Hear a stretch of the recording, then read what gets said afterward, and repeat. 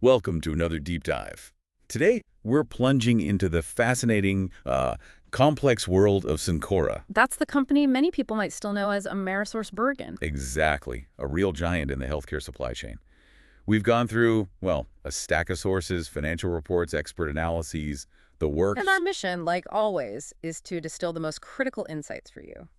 What's really caught our eye with Cencora right now, based on what we've seen, is this potential disconnect. You mean between the share price and its underlying value? Precisely. Despite some clear challenges, its current price, $179.98 as of June 21st, 2025. Which seems, well, maybe a bit low. Our analysis suggests it might be undervaluing its intrinsic worth. We estimate that to be somewhere in the range of, say, $195 to $215 per share. So we're going to unpack why that gap might exist. Yeah, guide you through the facts, the figures, and, what it all really means.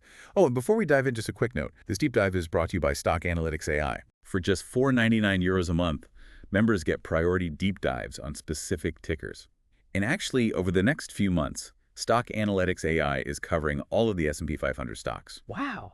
All 500. Yep, exclusively for members. So if you want more deep analyses like this one, definitely like and subscribe to their YouTube channel. It really is a fascinating company. It operates in this indispensable yet often totally invisible part of healthcare. Absolutely. Help you understand its core business, its leadership, financials, market view, ownership, and yeah, the big risks and opportunities too. Ready to get smart on Cencora? Let's unpack this. Okay, let's kick things off with Chapter 1, the business of Cencora, a pillar of the healthcare supply chain. Right. First off, that name change.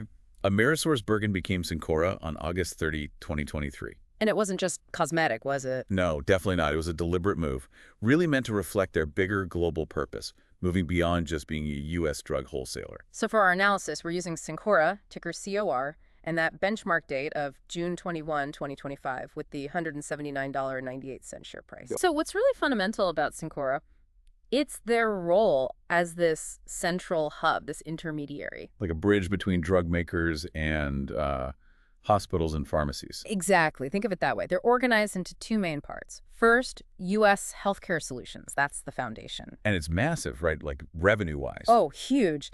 $265.34 billion in revenue for fiscal 2024. That's sourcing, distributing pharmaceuticals, OTC stuff, medical supplies, all across the U.S. Okay, that's the U.S. piece. What's the other segment? That's International Healthcare Solutions. It brought in $28.63 billion in fiscal 24. So smaller, but that's the global growth engine. Precisely. Yeah. Especially through their Alliance Healthcare division over in Europe. Add those together. You get to over $294 billion in total annual revenue for fiscal 2024.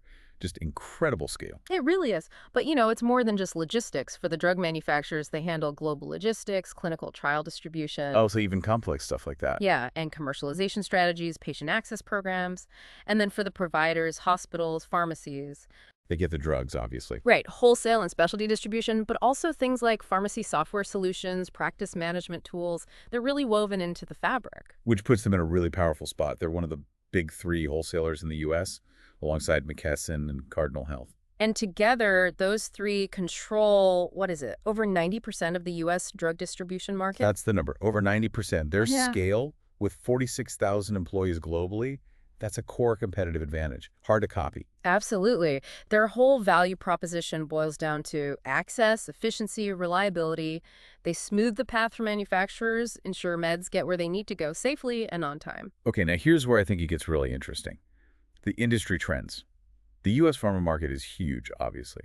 Over $634 billion in 2024. And projected to hit over $1 trillion by 2034, right?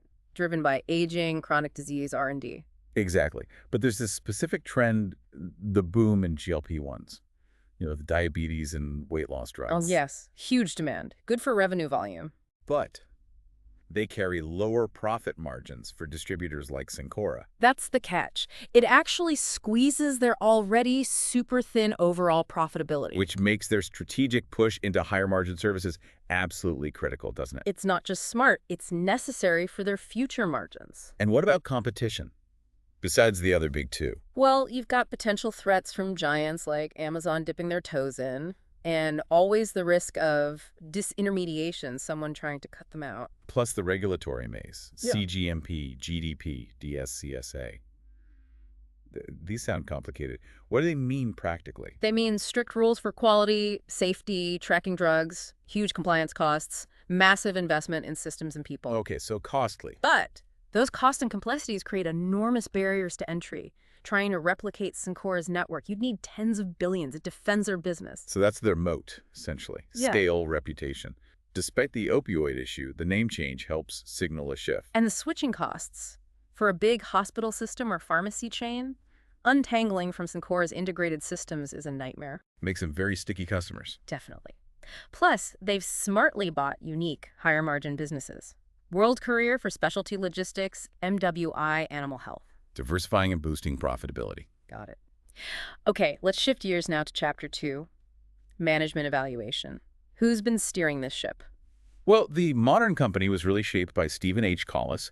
He was CEO until late 2024, now executive chairman. His tenure saw massive growth. Tripled revenue. He drove those big deals. World Courier in 2012, MWI Veterinary in 2015, and the huge Alliance Healthcare deal in 2021. That last one massively expanded their global reach. Okay, so Collins built a lot of this. Who's in charge now? The new president and CEO is Robert P. Mauch. Took over late 2024. And his big challenge is integrating all these pieces. Exactly. Making them work together smoothly, proving the synergy value, all while facing those industry headwinds we talked about. So will he keep buying companies or focus on optimizing what they have? That's the key question for investors right now. Yeah. Also, you have to mention the opioid litigation response under the previous leadership. Right, that was a huge cloud. Costly, yes, billions. But management acted decisively, reached a comprehensive settlement. They framed it as necessary to remove that massive, unquantifiable risk. How about transparency and ethics? Standard investor stuff. Standard communications, yeah. But the ethical reputation is, well, complex. You have the opioid settlement, a 2018 corporate integrity agreement. So they're taking steps now, but that history exists. It's part of the record, absolutely, which leads to capital allocation. How have they used their money? Mostly M&A, right? Buying growth in higher margin areas. Heavily weighted towards M&A. That $5.1 billion deal for Retina Consultants of America in 2024 was the biggest recent one. Internal investment is more modest, maybe $500 million a year for network maintenance. But they also return cash to shareholders. That's important. Very important. Nearly $1.6 billion in fiscal 2023 through buybacks and dividends. They have an active repurchase program. Even bought shares back from Walgreens recently. Yep, $50 million worth in February 2025. And the big signal, 21 straight years of dividend increases. 21 years. That speaks volumes about stability and confidence, doesn't it? It absolutely does. Shows long-term belief in cash flow, even with thin margins. And underpinning this is their high return on invested capital, ROIC. High ROIC. What kind of numbers are we talking? Consistently strong, like 35% to 44%. It means their investments generate returns way above their cost of capital. They're efficient. So they use cash from the core business, add some debt, buy high ROIC companies, and still pay shareholders? That's the model. The main risks. A big drop in core cash flow or persistently high interest rates making debt too expensive. Okay, makes sense. Let's dive into Chapter 3, Financial Analysis, the real engine room. Right. So as of June 24, 2025, market cap around $57.52 billion. And that top-line growth is impressive, over $100 billion added in 5 years. Reaching $294 billion in fiscal 2024. But those margins? Wow. Gross profit 3.3%. Net profit around 0.5%. Yeah, 0.51% to 0.55% net margin. It's razor thin. For most companies, that looks terrifying. How do they pull it off? Sheer volume and efficiency. Tiny margin, but on billions and billions of units, it adds up. And despite the thin margins, they generate strong free cash flow. How much are we talking? $3.1 billion in fiscal 23, $3.0 billion in fiscal 24. Consistent FCF plus rising adjusted earnings. That's their financial bedrock. Okay, but the debt to equity is 6.01. That seems really high. It is high, reflecting those acquisitions. Total debt was $4.39 billion end of fiscal 24.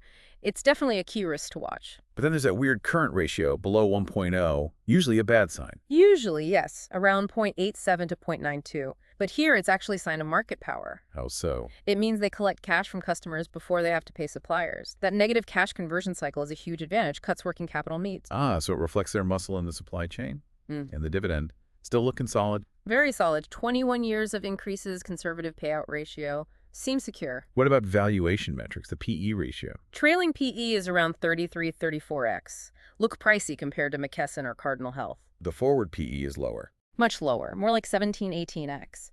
Suggests the market's already factoring in earnings from those higher margin acquisitions and buybacks. So the premium might be for their stronger position in specialty drugs. That seems likely. It reflects that strategic shift. And our own model, the educational DCF we ran. Yeah, with, conservative assumptions, 6% FCF growth tapering to 2.5%, 8.5% discount rate, it suggests an intrinsic value between $195 and $215 per share. Okay, $195 to $215. Interesting range compared to the current price.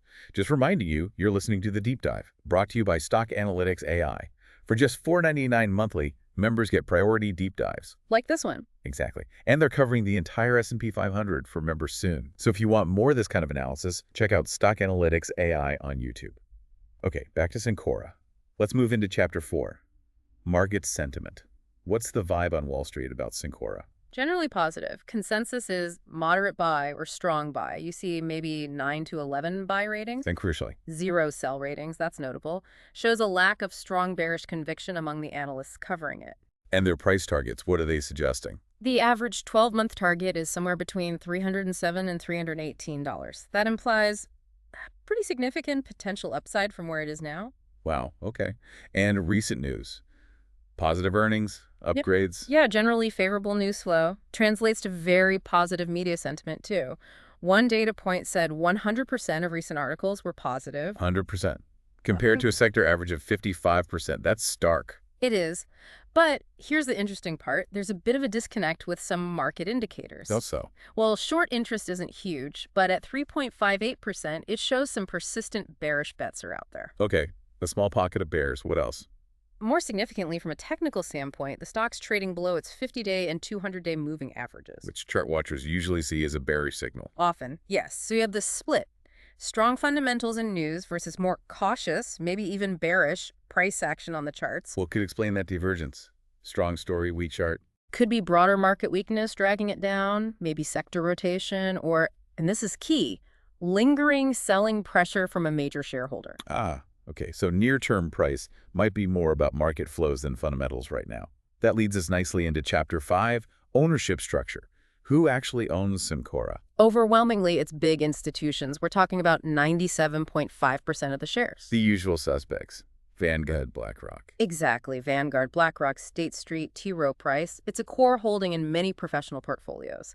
Suggests long-term confidence from big money. But there's been one historically very significant shareholder, Walgreens, right? WBA. Yes, Walgreens Boots Alliance. They held a large stake and have been selling it down methodically to raise cash for their own business. And the big news here? As of early June 2025, their filing shows ownership dropped to 4.96%. Below the 5% disclosure threshold. Why is that so important? Because it signals that the biggest, most predictable seller is basically done. That overhang, knowing WBA was selling, likely suppressed the price. Now that pressure is largely removed. So the stock might trade more freely on its own merits now.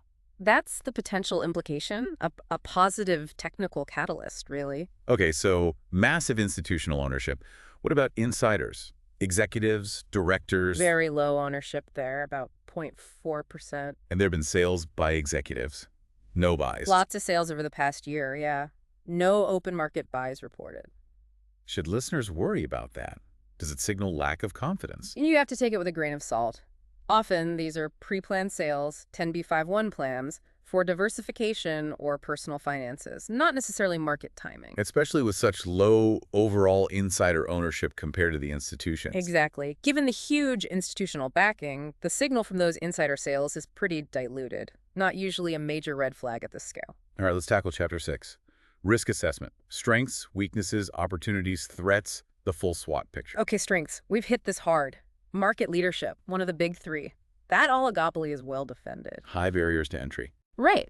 They've diversified smartly into higher margin services, specialty logistics, manufacturer services, expanded globally with Alliance Healthcare. And those sticky customer relationships. Deeply integrated long-term relationships. Very stable base. Okay, now the weaknesses. Those margins again. Razor thin, makes them vulnerable to pricing pressure, product mix shifts like those GLP-1s. And the debt from all the acquisitions. High leverage, yeah. Debt to equity at 6.01 increases financial risk. Also, customer concentration. Relying heavily on a few big customers, like WBA, Express Scripts. Exactly. Gives those customers significant negotiating power. And finally, the legal and reputational shadow from the opioid crisis. Even though it's settled financially. The cost is quantified, but it means ongoing compliance costs and, well, it's part of their history, requires vigilance. Got it. How about opportunities? Where can they grow? Big one is specialty pharma. High growth, high margin stuff like cell and gene therapies, they're well positioned there. Technology, too. Digital health. Huge potential there. Investing in tech to boost efficiency, create new value-added services, and using their global network to push further into emerging markets. Makes sense. Lastly, the threats. Competition. Intense from peers, potential disruption from non-traditional players like Amazon, and always regulatory and political risk. Especially around drug pricing, right? Right. That's a perennial target. Always. Any move to control drug prices could hit them. Also, broad economic downturns, less healthcare spending, lower volumes. And specific macroeconomic factors. Inflation. Interest rates. High inflation hurts their costs directly, tough with thin margins, and higher for longer rates make their debt more expensive, M&A harder. And you mentioned a geopolitical threat. Tariffs. Yeah, the potential for big U.S. tariffs, say 25% or more, on imported drugs and ingredients, many from China, India, Ireland. That sounds like it would cause major disruption. Shortages, price spikes. Definitely a severe short-term threat. But thinking bigger picture. Is there a weird upside? Potentially. Massive tariffs could force drug makers to bring production back to the U.S. over many years. Which would make the domestic supply chain even more complex and important. Exactly. Paradoxically, it could strengthen the moat of the dominant domestic distributors like Cencora in the long run. Painful first, maybe reinforcing later. Fascinating angle. Okay, we've reached Chapter 7. Conclusion. Let's pull all these threads together. Right, let's summarize the bull case first. Cencora.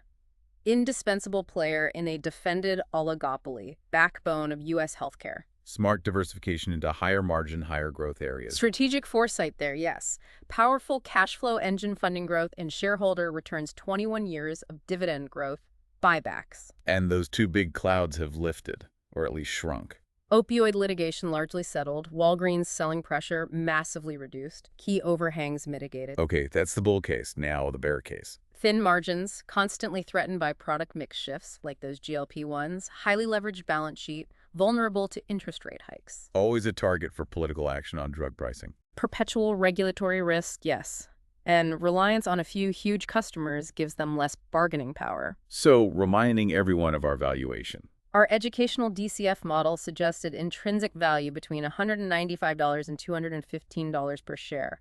Conservative assumptions. Okay, so as of June 21st, the share price was $179.98. That's below the low end of our range. Right, which suggests the market might be heavily discounting the stock. Probably because of those valid concerns, margin pressure, the high debt load. Makes sense. But in doing so, is the market undervaluing some things? Like the stability of the core business, the long-term growth in specialty, the strength of their moat. Exactly. It might be overlooking the durability there. So while maybe not a screaming deep bargain, The current price could offer a reasonable margin of safety. for a long-term, value-focused investor, yes. It seems to offer exposure to a high-quality, essential player in healthcare at a potentially attractive entry point, considering the risks seem somewhat priced in. It's definitely a lot to weigh.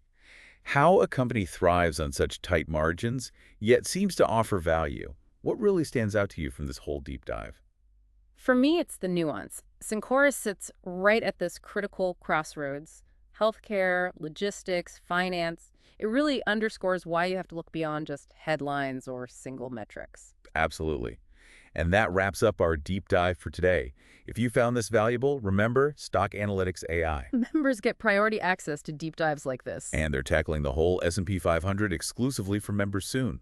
Check out their YouTube channel and subscribe. And just the necessary disclaimer, this analysis was generated by an AI system. It's for educational purposes only, not financial advice. Please do your own research or talk to a qualified financial advisor before making any investment decisions. Always. Thanks for joining us on this deep dive. We look forward to exploring another fascinating topic with you very soon.